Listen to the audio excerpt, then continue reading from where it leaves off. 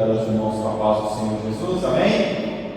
Graças a Deus. Também cumprimentar os nossos irmãos internautas com a gloriosa paz do nosso Senhor e Salvador Jesus Cristo. Hoje, meus irmãos, é a nossa lição de número 9 e o nosso tema é Conhecendo a Armadura de Deus. Então, nessa lição, nós vamos conhecer a armadura de Deus. Para que serve? Serve as partes da armadura. Nós vamos ver que na armadura de Deus tanto tem partes, tanto tem coisas para atacar também como para defender. Então aqui no nosso texto que está em Efésios capítulo 6, versículo 13, como já foi lido: portanto, tomai toda a armadura de Deus, para que possais resistir no dia mau, e havendo feito tudo, ficar firmes. Olha o apóstolo Paulo, ele como estivesse dando uma ordenança à igreja de Éfeso, dizendo: tomai toda a armadura de Deus. É toda, não é uma parte, não é apenas as canideiras, não é apenas o busto, não, é toda a armadura de Deus. Não é apenas o capacete, não é apenas o escudo, não é apenas a espada, mas é toda a armadura de Deus. Isso é muito importante para quê? Para que nós possamos resistir o dia mau. O dia mau pode ser todos os dias numa fase da nossa vida, ou hoje você pode estar bem, mas vai vir com certeza o dia mau. Então o apóstolo Paulo, quando ele escreve para a igreja de Éfeso, que era uma igreja que estava sendo muito atacada por doutrinas, por falsos profetas, pelos nicolaítas, nós vemos, meus irmãos, que o apóstolo Paulo, ele manda uma ordenança que ele faz para a igreja de Éfeso, e também, claro, para nós, tomar toda a armadura de Deus. E que armadura que é essa? É uma armadura física? É claro que não, é uma armadura espiritual. Porque quando o apóstolo Paulo ele vai identificar a armadura, ele está ali preso. Então quando ele vê um soldado romano, ele começa a escrever ali. Deus dá inspiração, o Espírito Santo inspira ele a escrever e fazer uma alusão daquilo que o soldado romano estava vestido para aquilo que nós precisamos na nossa vida espiritual. Então o apóstolo Paulo fala: olha, tomai toda a armadura de Deus para que possais resistir. Por quê? Porque se nós não estivermos revestidos com a armadura de Deus, nós não resistiremos o inimigo da nossa alma. Nós não vamos resistir. Se nós estivermos apenas com parte da armadura, não vamos resistir. Nós temos que estar todo completo com a armadura de Deus, ou seja, a palavra, a espiritualidade em dia, a vida com Deus em dia. Aleluia. Para quê? Para que nós possamos resistir, porque o dia mau, meus irmãos, ele vem sem aviso prévio.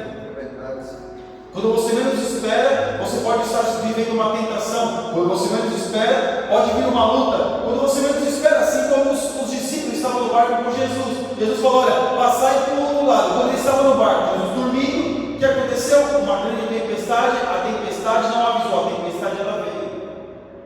Então muitas das vezes, meus irmãos, aqui nós vemos que o apóstolo Paulo fala para resistir. E se nós não estivermos revestidos com essa armadura, vestidos com essa armadura, nós não vamos conseguir resistir o inimigo das nossas almas. Por isso que a Bíblia diz: resistir ao diabo e ele fugirá de vós.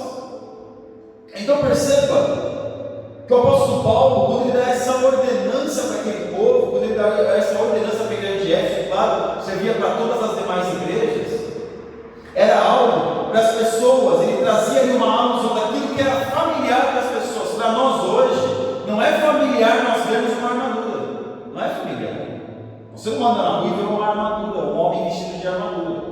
Mas para aquele povo daquela época, isso era muito comum, isso era muito natural, de eles verem o povo ali, homens vestidos com aquela armadura, porque isso era muito comum. Então, para eles ter uma percepção melhor, uma percepção mais inteligível acerca daquilo que o apóstolo Paulo estava falando, o apóstolo Paulo usa o quê? Uma linguagem que eles pudessem entender. Qual que era a linguagem que eles conseguiam entender? Aquilo que eles conseguiam visualizar, que era o quê? Um homem vestido com uma armadura. E é claro que o apóstolo Paulo, ele vai descrever uma armadura romana, uma armadura de um soldado romano. Porque, claro, depois da armadura dos romanos, vieram a Idade Média, ou até antes disso, a armadura foi se aperfeiçoando. Mas aqui naquela época, o apóstolo Paulo, ele dá um indicativo de uma armadura romana. Então aqui, havendo tudo, ficar firmes, ou seja, também não é só vestir a armadura e ficar relaxado. Um soldado na batalha, mesmo que ele estiver com a armadura, ele sabe que quando ele está com a armadura, o seu inimigo já o vê como um guerreiro, ou seja, ele é um alvo. Quando nós estamos vestidos com a armadura nos protege, mas também nós somos o quê? Nós somos um alvo. Nós somos um alvo do nosso inimigo. Por quê? Porque numa guerra, meus irmãos, o exército adversário, ele vai matar os civis? Claro que vai, mas ele procura sempre matar os soldados, as bases, aonde tem armamento, aonde tem pessoas, aonde tem soldados. Para quê? Para que ele possa disseminar o exército, para que ele possa acabar com os soldados. Para quê? Para que a nação ficar mais fraca. Então, quando nós nos revestimos, nós vestimos essa armadura, o que nós temos que entender? Ficar firmes em quê? Ficar firmes em Deus.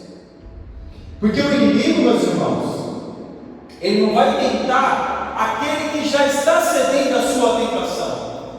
Ele vai tentar aquele que resiste à sua tentação, aquele que foge da sua tentação. E você vai dizer, mas Jesus não disse que resistir o diabo ele fugirá de nós. Fugirá, claro que ele pode fugir, mas ele anda em nosso derredor, buscando a quem possa tragar. Então, quando nós vestimos essa armadura, temos a consciência acerca da armadura de Deus, o que nós temos que pensar? Ficar firmes em Deus, vigilantes, porque um soldado na batalha, ele não pode ficar vacilando, ele está vestido de armadura, a armadura o protege, mas não salva. A armadura protege ele, mas não salva, porque se ele não ficar vigilante, aquela armadura não vai valer muita coisa, porque ele vai ser tragado na batalha. Então o apóstolo Paulo diz, olha, revestir, portanto tomar a armadura de Deus, para que possais resistir no dia mau, e havendo feito tudo, depois que fez tudo, depois que calçou os sapatos, colocou o capacete, o escudo, a espada, todo amparado de armadura, ficar firmes como? Vigilantes. Então nós que oramos, buscamos a Deus, lemos a Bíblia, nos preparamos, nos enchemos do Espírito Santo, nós temos que continuar sendo vigilantes de Deus. Não dá para vacilar, não dá para cochilar, não dá para relaxar, porque o inimigo da nossa alma só espera uma brecha. Para quê? Para nos tragar.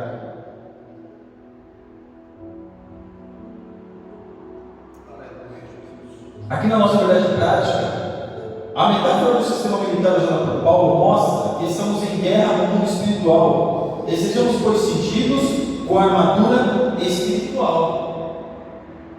Porque, meus irmãos, como eu disse anteriormente, quando nós vemos aqui a passagem acerca da armadura, é uma analogia, é algo que é para nós pegarmos no mundo físico e aplicarmos no mundo espiritual. E de que forma que eu e você, que nós, nos protegemos do inimigo da nossa alma? Revestidos do poder de Deus. A armadura simboliza a presença de Deus, a presença do Espírito Santo. O Espírito Santo da nossa vida, ele não pode estar restringido a trabalhar na nossa vida. Ele não pode ficar restringido a nos libertar dos nossos pecados. Nós não podemos restringir a ação do Espírito Santo em nossa vida, porque nossa vida tem que ser toda revestida de Deus, toda revestida em Deus, toda revestida através do Espírito Santo.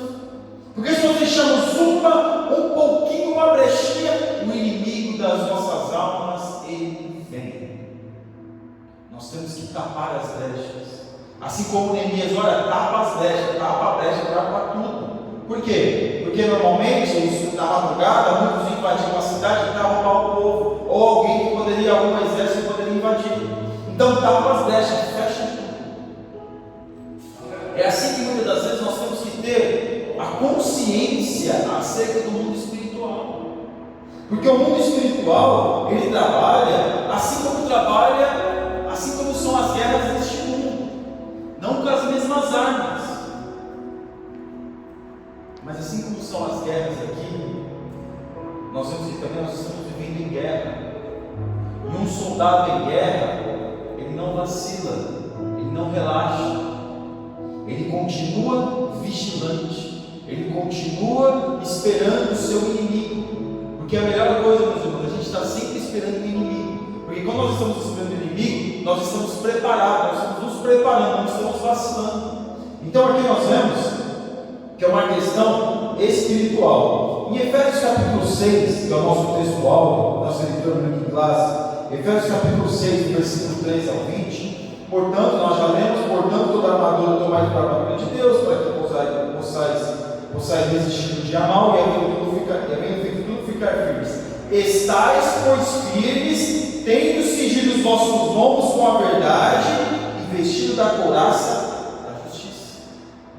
A parte de cima, a verdade, a justiça. Hoje nós vivemos num mundo muito injusto e num mundo muito mentiroso.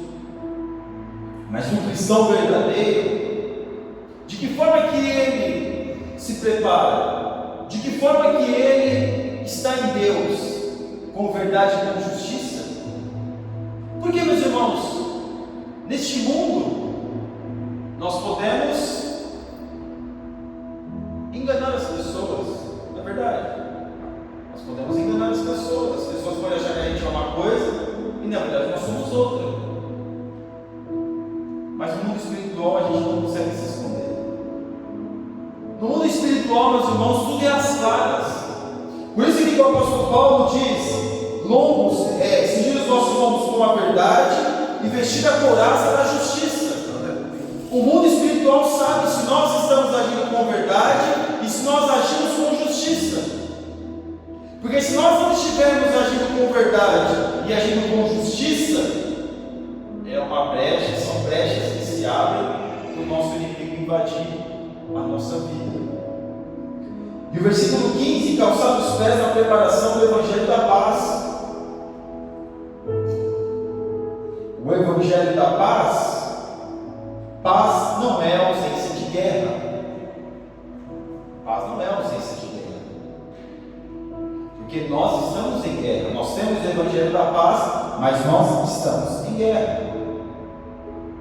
Então nós vemos aqui que o apóstolo Paulo, quando ele vê o soldado romano, ele começa a descrever, e no versículo 16: tomando sobretudo o escudo da fé, e com o qual podereis apagar todos os dardos inflamados do inimigo. O que são dardos, meus irmãos? Aquilo que se joga, como tem aquela brincadeira que coloca um negócio ali e fica se jogando dardo para ver se acerta.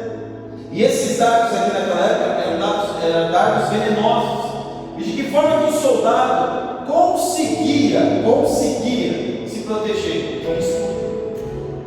Porque eles miravam o quê? No pescoço, miravam em partes do corpo onde a armadura, aquela armadura dos romanos, ela não cobria. Então, através do escudo romano, que é um escudo grande, o soldado conseguia travar, conseguia se proteger dos dados inflamados do maligno. Versículo 17: tomai também o capacete da salvação e espada do Espírito, que é a palavra de Deus. Aonde a palavra de Deus está armazenada? Aqui. Nós já aprendemos, meus irmãos, na lição 6, salvo engano, acerca da nossa mente. E o que manda no nosso corpo é a nossa mente. Se você faz qualquer movimento do seu corpo, quem manda é a sua mente.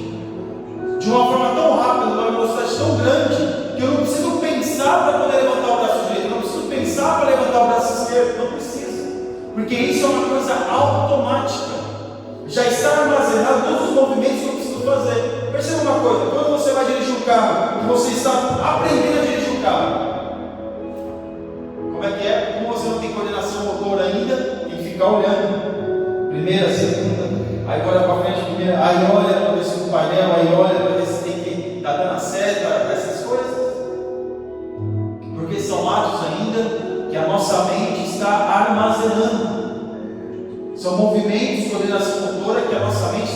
armazenando. E aqui nós vemos, meus irmãos, que tudo começa na nossa mente. Por isso que aqui o apóstolo Paulo fala, olha, tomai também o capacete da salvação. Para quê? Para proteger a nossa mente das investidas do maligno. Aleluia! A nossa mente é um campo fértil, tanto para as coisas de Deus, como para as coisas do diabo. A nossa mente é um campo muito fértil. Ou nós deixamos Deus trabalhar na nossa vida, ou o diabo vai trabalhar na nossa mente. Nós não podemos deixar a nossa mente desprotegida. Então, quando vier pensamento na sua mente, na nossa mente, meus irmãos, não dê atenção para eles. Não dê. Porque o inimigo realmente vai jogar. Porque quando se lançava qualquer dardo, qualquer ferramenta, qualquer arma contra o capacete, a pessoa sentia o impacto, mas batia no capacete, não fazia mal, mas ela sabia que estava batendo ali. Então o inimigo vai bater, ele vai jogar, ele vai lançar. Mas se nós estivermos revestidos, colocar o capacete da salvação, nós seremos protegidos das investidas do maligno. E a espada do Espírito, que é a palavra de Deus, aí nós atacamos. Porque a espada, ela serve muito mais para atacar do que para se defender. E nós vemos aqui de que forma que nós avançamos, de que forma que nós atacamos, pregando o Evangelho. Mas não é pregando o Evangelho, meus irmãos, de ficar, oh Jesus cura, Jesus não, pregando o Evangelho com a minha vida. Eu preciso ser a pregação que os outros querem ouvir. É a minha vida. Eu preciso ser o Evangelho que o mundo, que as pessoas precisam ler. É a minha vida, precisa estar uma leitura, um livro aberto para que as pessoas possam ver Cristo na minha vida. Porque pregar o Evangelho como pregar, meus irmãos, sinceramente, é muito fácil. Agora, ter o Evangelho dentro de si e andar em Deus, e andar com Deus, e que esse Evangelho, as pessoas possam fazer uma leitura e realmente ver que eu sou de Deus, que nós somos de Deus, é diferente. Dá trabalho. Orando em todo tempo, com toda oração e súplica no Espírito, e vigiando nisso com toda perseverança e súplica por todos os santos, e por mim, para que me seja dado no abrir da minha boca a palavra com confiança, para fazer notório o ministério do Evangelho. O que o apóstolo Paulo, depois que ele escreve esta carta, ele escreve esses dizeres aqui para a igreja de Éfeso, o que ele queria fazer notório? O Evangelho. O Evangelho precisa ter notoriedade na nossa vida. Quando eu estou aqui ministrando, quando eu estou aqui falando, quem tem que brilhar, quem tem que aparecer é o Cristo, é o Senhor. Ele precisa se fazer notório. A palavra é Ele, não sou eu. Então, quando nós fazemos qualquer coisa para Deus, é Deus quem precisa aparecer. A notoriedade tem que ser de Deus, não a ferramenta, mas aquele que usa a ferramenta. Aleluia. Porque Ele é o artista, Ele é o artista. É Ele que usa, Ele que sabe usar a ferramenta. Não é a ferramenta que tem que aparecer mais do que aquele que está usando a ferramenta. A ferramenta nunca aparece mais. Mas aquele que tem a habilidade de usar a ferramenta, ele sim aparece. Então o Evangelho que o apóstolo Paulo estava fazendo menção é o Evangelho de notoriedade. Lembre bem disso. O Evangelho precisa ser notório na nossa vida. As pessoas precisam enxergar e ver verdadeiramente o Cristo na nossa vida. Porque triste é, meus irmãos, quando nós escutamos para ser crente igual aquele fulano, não quero. Para ser crente igual não quero. Ou aqueles, como a esposa estava dizendo, que desistem do Evangelho porque acham que eu sou crente do meu jeito, eu vou ser crente do meu jeito. Como se fosse possível eu ser crente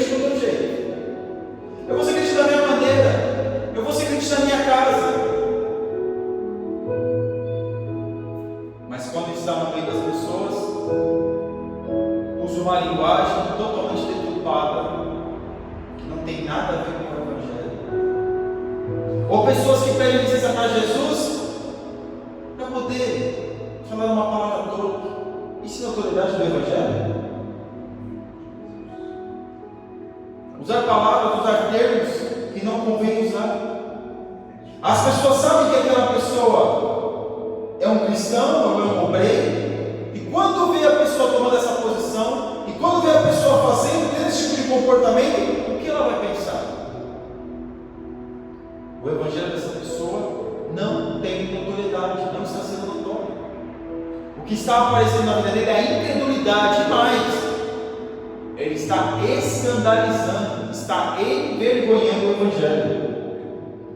Então o apóstolo Paulo ele fala tudo isso para quê? Para que o Evangelho pudesse ser notório de uma forma saudável, para que as pessoas pudessem ver Cristo, para que as pessoas pudessem sentir Cristo, ver Deus na vida do apóstolo Paulo, e através disso vidas possam se arrepender e ver Deus, assim como nós estamos fazendo até os dias de hoje. No versículo 20, pelo qual sou embaixador em cadeias, para que possa falar dele livremente como me convém falar. Um embaixador, meus irmãos. Um embaixador não faz parte daquele lugar. Há um embaixador de Portugal, tem um embaixador de Portugal no Brasil, tem um embaixador de Portugal nos Estados Unidos, mas ele é português e está nesses outros países. Ou o embaixador brasileiro aqui em Portugal, ele é brasileiro e está aqui. Não é um embaixador que é português que está prestando serviço para o Brasil. Não, ele tem que ser da própria nação. Então, como o apóstolo Paulo, ele é embaixador, ele diz: eu sou embaixador em cadeias. Será que a gente sabe o que é isso? Um embaixador em cadeias. Hoje as pessoas estão presas no pecado. E o apóstolo Paulo sempre vai dizer: é melhor eu estar com Cristo do que estar aqui. Melhor ir embora logo. Já não estou muito afim disso. É melhor estar com Cristo. Mas ele estava aqui, o embaixador em cadeias, para que possa falar dele livremente como lhe convém falar. Mesmo que ele fosse restringido a dizer, a mencionar Cristo, ele continuava mencionando Cristo. Ele continuava falando Cristo livremente. Por quê? Porque pode prender o nosso corpo, pode querer aprisionar, meus irmãos, esse corpo físico, mas a nossa alma, ela não pode estar aprisionada. E o que prende a nossa alma é o pecado. Isso que prende a nossa alma, o pecado nos prende. As cadeias eternas, elas que nos prendem, que é o pecado. Um homem, ele pode estar preso fisicamente, mas a sua alma tem que sempre estar livre. Nós vemos um exemplo: João Muni estava preso, mas o seu espírito, a sua alma estava livre. Nós vemos o apóstolo Paulo, estava preso com Silas, mas a sua alma estava livre. O apóstolo Paulo, ele apanhou, ele vai falar em Coríntios que ele apanhou, recebeu quarentenas de chicotadas, 39 mais uma, que eles não podiam dar 40 chicotadas, e teve que sair fugido da cidade com um cesto, foi apedrejado, teve que se fingir de morto, mas a sua alma estava livre. A nossa alma precisa estar livre em Deus. Eu preciso falar para a liberdade que Cristo nos libertou. Então, aqui no tópico 1, na nossa introdução, a presente lição é uma continuação anterior. Lá vemos que existe uma batalha espiritual invisível entre os crentes em Jesus no reino das trevas. Se nós ainda não nos atentamos para aquilo que está ao nosso redor e derredor, talvez você não acredite, mas existe. Porque o inimigo, meus irmãos, ele faz de tudo, para você achar que ele não existe. O discurso dele é o melhor, as roupas que ele usa são as melhores, ele disfarça até o cheiro dele, para que você pense que ele não existe. De repente você vai achar, como muitos acham, não, diabo são as pessoas que fazem o mal. Não existe isso não, não existe coisa. O ser humano que é mal. Não sei se todo mundo fala que tem coisa mal por aí, mas é o ser humano que é mal. Engana-se, porque é exatamente isso que o diabo ele quer que a gente pense. Aqui no tópico 1, na parte 1, ao longo dos séculos, desde a batalha dos israelitas contra Ai, por volta de 1400 a.C., até Massada, 73 depois de Cristo, a Bíblia registra cerca de 20 batalhas principais. Pessoas de todas as civilizações antigas, egípcias, assírias, babilônicas, grega e romana, estavam acostumadas com a presença dos soldados no meio do povo. Como eu mencionei anteriormente para os irmãos, eles estavam acostumados a ver batalha, a ver guerras. Se os irmãos querem ter uma ideia do que é uma guerra, do que é uma batalha, assista nos documentários da Primeira Guerra Mundial, da Segunda Guerra Mundial. Porque essa guerra que está acontecendo hoje não é exatamente uma guerra. Aquela guerra, o mundo estava dividido. Existiam os países do eixo, Itália, Alemanha, Japão, contra toda a Europa, contra o mundo. Então perceba, meus irmãos, que o homem sempre viveu em guerra. Sempre viveu em guerra. Nós estamos vivendo uma guerra sorrateira, uma guerra ideológica, uma guerra de princípios, mas não deixa de ser a guerra que talvez seja as piores. Por quê? Porque quando nós vemos que determinados países, determinadas ideologias, determinados ensinamentos foram querer colocar em determinadas civilizações, nós vemos o prejuízo que foi, porque isso é uma investida sorrateira e que destrói muito mais pessoas do que propriamente uma bomba jogada em algum lugar. Aqui na parte 2, os antigos encaravam a guerra como algo sagrado, principalmente na Guerra Santa, principalmente nas cruzadas. Por que muitos foram morrer lá para tomar Jerusalém dos muçulmanos? Porque o Papa fazia milhares de promessas para os homens, dizendo que se eles fossem, seriam livres de certas indulgências, sua indulgência estava paga, já teria a sua salvação garantida. Então isso se colocou como uma guerra santa, é a guerra que nós conhecemos. Mas a guerra santa de fato, meus irmãos, é quando o crente entende que ele precisa lutar contra o inimigo da sua alma, que ele precisa fazer com que o seu inimigo não venha ter a sua investida, a investida do seu inimigo não venha ter sucesso sobre a sua vida, sobre os seus. E nós, como pais de família, nós temos que proteger a nossa casa, nós temos que proteger a nossa esposa, nós temos que proteger os nossos filhos. Porque senão o inimigo vai entrar mesmo. E uma guerra ideológica é uma guerra sorrateira. Não pense que o inimigo vai jogar uma bomba na sua casa para destruir sua família, não. Ele não vai fazer isso. Ele vai colocar desenhos, ele vai colocar coisas ali para que a sua família interaja, você interaja com isso, para que vai destruindo de dentro para fora. E aqui na parte 3, o sentido metafórico, o tema sobre a guerra não aparece no Novo Testamento. A guerra é em si mesma incompatível com o espírito cristão. Jesus nos ensinou: bem-aventurados os pacificadores, porque eles serão chamados filhos de Deus. Mas, irmão, se paz não é uma ausência de guerra, e Jesus manda a gente ser pacificador, pacificador, meus irmãos, é como ser humano, é não inflamar mais aquilo que já está inflamado, é não querer apagar um fogo com gasolina, é não alimentar já algo que já está incendiando. Mas contra o nosso inimigo espiritual, nós temos que não ser, nós não podemos ser pacíficos, porque ele é um ser espiritual, ele vai usar pessoas, ele vai usar coisas, situações para nos atacar. Mas com ele a gente não pode ser pacificador. Agora, com o nosso irmão, nós temos que perdoar. que fazer o nosso melhor. Nós temos que estar em comunhão com os nossos irmãos. Por isso que não vale a pena nós restringirmos ou guardarmos o perdão. Nós temos que liberar perdão. Porque o inimigo ele quer exatamente que nós façamos isso. Pensemos, como a gente aprendeu na lição passada, achando que o nosso irmão é o nosso inimigo, achando que o meu patrão é o meu inimigo, achando que o amigo do meu trabalho é o meu inimigo. Não, é o inimigo, é o diabo, é os demônios, usando essas vidas para poder me atacar.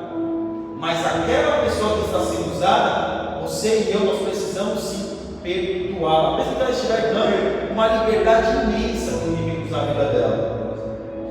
Aqui no tópico 2, a metáfora bíblica, a armadura do soldado romano. A sociedade contemporânea do apóstolo Paulo conhecia com abundância de detalhes toda a armadura do soldado romano. Eu estive na Espanha, no Palácio Real, e lá tem uma ala que fica no subterrâneo, onde tinha várias armaduras ali, vários amparados de guerra, várias armaduras. Armadura europeia, não uma armadura que também os samurais têm as suas armaduras no Japão, na China, que são armaduras diferentes da armadura do europeu. E aquelas armaduras ali são totalmente fechadas, elas são feitas sob medida. Ou seja, a armadura que era para um tipo de pessoa não servia para outra. Não servia. Porque a armadura é feita sob medida. Existia armadura de crianças, existia armadura para mulheres, existia armadura para crianças, para meninas. E aí você pensa que um soldado era gigante. Não, a estatura média de um soldado naquela época, 1,70 m. Porque era ali as armaduras que estavam ali, e os cavalos também, os animais também tinham suas armaduras. Então, nós temos essa mentalidade da armadura. Quando nós vemos, até quando a gente vê na página da nossa lição, aquela armadura que está ali não é a armadura romana. A armadura romana é uma armadura mais antiga. Cada povo tinha sua armadura. Os etruscos tinham sua armadura, os espartanos tinham sua armadura, os atenienses tinham um tipo de armadura, os persas tinham um tipo de armadura. A China, os samurais tinham seu tipo de armadura, mas era um tipo de armadura no Japão, era um tipo de armadura na Coreia, era um tipo de armadura na China. Mas aqui o apóstolo Paulo está usando como uma metáfora a armadura. Não é a armadura exatamente que nós temos que ficar ali pensando, olha, era melhor se fosse uma armadura europeia. Não, nós temos que pensar na questão espiritual. Algo que me reveste, que eu visto o linho e que me revisto. Porque também no linho também existia aquelas couraças, existia aqueles negócios para não poder perfurar. Então o soldado, ele tinha que ter habilidade para usar a sua armadura, tanto para atacar como para defender. Então o apóstolo Paulo faz essa analogia, ele dá esse exemplo acerca da armadura. E aqui, na parte 2, a armadura de Deus. Mesmo depois de tomar toda a armadura de Deus, o apóstolo nos exorta a ficarmos firmes. É aquilo que nós estávamos falando. Mesmo depois que eu estiver todo vestido e todo revestido com a armadura, eu preciso continuar vigilante. Eu preciso continuar ali esperto, vamos usar a linguagem popular. Eu preciso continuar ali calculando. Porque o inimigo, ele vem sem aviso prévio. Como nós vemos na Segunda Guerra Mundial, o Adolf Hitler ganhou muito terreno na Polônia, na Dinamarca, nos países nórdicos. Como que ele fez? A Blitzkrieg, que era uma guerra sem aviso prévio. Quando a nação via, os soldados já estavam invadindo, já tinha matado, já tinha saqueado, já estava tomando conta da capital. E ele ganhou muito terreno com isso. A guerra sem aviso prévio. Aqui na parte 3, a couraça da justiça. É uma armadura defensiva em forma de um manto de ferro feito de couro, tiras de metal ou escamas de bronze. Isso aqui é apenas para nós termos uma ideia de que era uma couraça. A couraça naquela época era mais fibra de couro, que era um material que eles trabalhavam melhor. Depois do efeito de ferro, de aço, e até mais de metais que sejam mais leves. O soldado, onde o guerreiro poderia ter mais liberdade de se movimentar. Então, nós vemos que quando tem a couraça, não é para limitar os meus movimentos, não, é para me proteger. Quando Deus manda nós termos a armadura dele, nos revestir da armadura dele, não é para me limitar os meus movimentos, não é para me deixar pesado, porque levar uma armadura naquela época, a armadura era pesada. Uma armadura europeia pesava em média 25 a 30 quilos. A armadura. Uma armadura oriental pesava de média 30 a 35 quilos. Então essas armaduras não é para me deixar mais pesado e desconfortável, mas para me proteger. Porque as pessoas muitas das vezes pensam que o Evangelho é para pesar por mim, pesar na minha cabeça, pesar nos meus lombos. Não. O Evangelho nos protege. A justiça de Deus nos protege. Então perceba aqui que tudo aquilo que Deus faz é para nos proteger. Veja bem, no tópico 3, outras armas usadas como ilustração: os calçados, sandália, sapato, e o seu correspondente grego no sentido do Novo Testamento, sandália. Então eles usavam uma sandália romana. Era uma sandália, não era uma bota, não era um coturno como nós vemos hoje, ou na era medieval, como aquelas peças que eram de ferro, de aço. Não. Aqui eles usavam sandálias. Hoje uma sandália no campo de batalha é inviável. É inviável você usar uma couraça, é inviável você usar uma espada e você usar um escudo e uma armadura medieval. É inviável. Inviável. Porque a nossa guerra, isso aqui é uma ilustração. Mas quando Deus fala de tudo isso aqui, é para quê? Para nos proteger. Aí quais são as armas de hoje? Se vai lutar no deserto, qual que é a cor da roupa? A roupa que se assemelha mais à areia do deserto. Se vai lutar na selva, é a roupa verde, que assemelha mais o quê? Aquilo que está na floresta. A camuflagem. Para o seu inimigo não saber onde você está. Então perceba que vai mudando, os amparados de guerra vai mudando, mas a história continua sendo a mesma.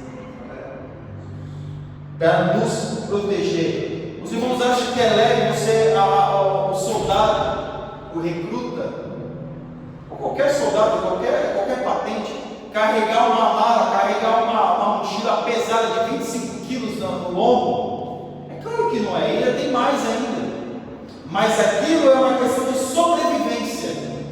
Se ele não levar aquela mochila, ele está fadado a morrer no campo de batalha. Porque naquela mochila tem o quê? Tem armamento, naquela mochila tem munição, naquela mochila tem comida, naquela mochila, meus irmãos, tem lugar que tem algo para ele dormir, naquela mochila tem até remédio para que, se ele se ferir qualquer coisa, fazer os primeiros socorros ali. Então o fardo do Senhor, ele é leve, porque o jugo de Deus, ele é suave. Então perceba aqui que quando tem todo esse amparato, não é para nos deixar desconfortáveis, que o Evangelho, muitas das vezes, como nós somos carnais, somos seres tendenciosos, o Evangelho muitas das vezes vai nos deixar o quê? Desconfortáveis mediante as situações. E se você não estiver desconfortável mediante algumas situações, tem que orar mais. Amém? Na parte 2, o escudo da fé. O escudo era o principal instrumento bélico de defesa na guerra. Um escudo, tanto ele poderia ser instrumento de defesa, como ele também se atacava com o escudo, empurrando o oponente, ou batendo com o escudo no oponente. O que nós precisamos aprender é usar as armas que Deus nos fornece. Nós precisamos saber usar as armas que Deus nos fornece. E na medida que a gente vai crescendo espiritualmente, nós vamos ter mais habilidade de usar com maestria, e com mais destreza, e com mais sabedoria as armas que o Espírito Santo de Deus nos fornece. Na parte 3, o capacete da salvação é a espada do Espírito. A expressão paulina espada do Espírito refere-se à Bíblia, pois as Escrituras Sagradas vieram do Espírito Santo. Mas o verbo não é Jesus, claro, mas quem inspirou os homens a escreverem a Bíblia foi o Espírito Santo. Então a nossa espada é a palavra de Deus.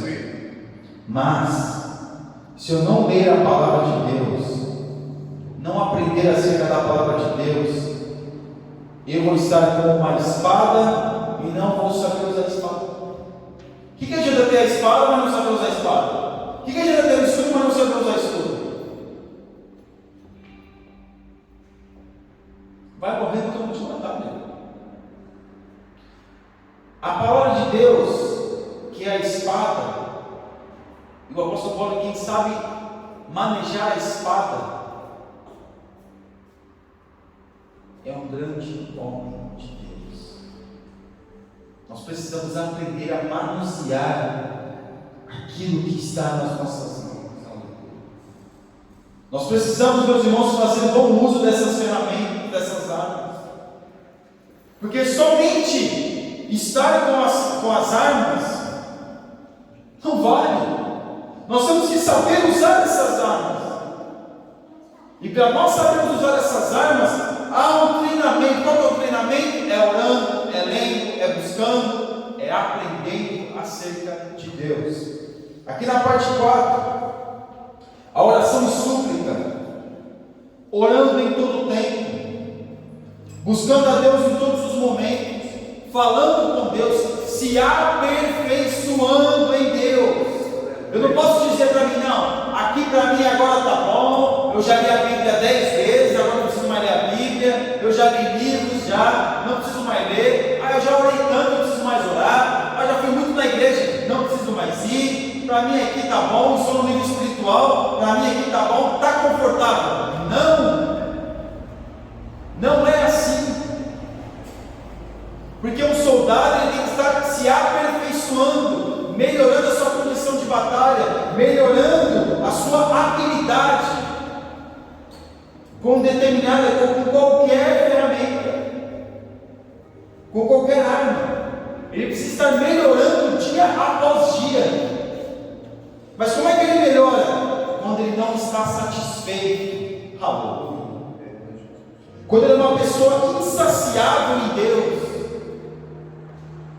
Quando ele é uma pessoa que quer aprender, tem desejo de aprender, não se canse em aprender, porque aquele que sabe, meus irmãos, ele sabe que não sabe, e ele sabe que ele tem muito mais a saber, porque aquele que sabe muito, esse não sabe nada, porque o crente são pessoas, ou pelo menos deveriam ser pessoas, que deveriam ser estudiosos assíduos da Bíblia Sagrada, de uma forma insaciável. Eu já li a Bíblia uma vez, vou ler outra vez, vou ler outra vez. Não me cansarei de ler a Bíblia, não me cansarei de orar, não me cansarei de me aperfeiçoar em Deus. Eu não posso me cansar, eu preciso cada vez melhorar para servir a este Deus da melhor maneira possível. Esse tem que ser o nosso propósito. Não adianta se revestir da armadura e não ficar firme. Não vai adiantar. Não vai adiantar se nós tivermos uma espada e não sabermos usar a espada. Se nós tivermos um escudo e não sabermos usar o escudo. Não vai resolver. Nós podemos estar revestidos da armadura de Deus, da armadura, podemos estar, mas adianta orar 3 horas, mas orar da maneira errada. Não adianta ler a Bíblia e ler a Bíblia da maneira errada, ler a Bíblia para acusar os outros, orar 3 horas para se sentir mais espiritual do que o outro. Isso não adianta, isso é soberba. O que nós temos que fazer é com humildade. Não adianta achar, tem muitos que estão achando que estão revestindo e estão revestindo nada. O que nós temos que aprender e saber é: eu preciso de Deus, eu preciso melhorar em eu preciso buscar mais a Deus, eu preciso falar mais com Deus, aleluia, eu necessito. Amém? Porque a nossa conclusão, os que precisam dessa armadura de Deus, ainda hoje, isso porque bem sabemos que os inimigos da igreja não são agentes humanos, estão por trás deles os demônios, liderados pelo seu maioral, o diabo. Os recursos espirituais apresentados aqui são importantes e poderosos para expelir todas as forças do mal. Amém? Queria agradecer aos irmãos, queria agradecer ao nosso pastor pela oportunidade e que Deus possa continuar abençoando a vida de cada um dos irmãos. Amém?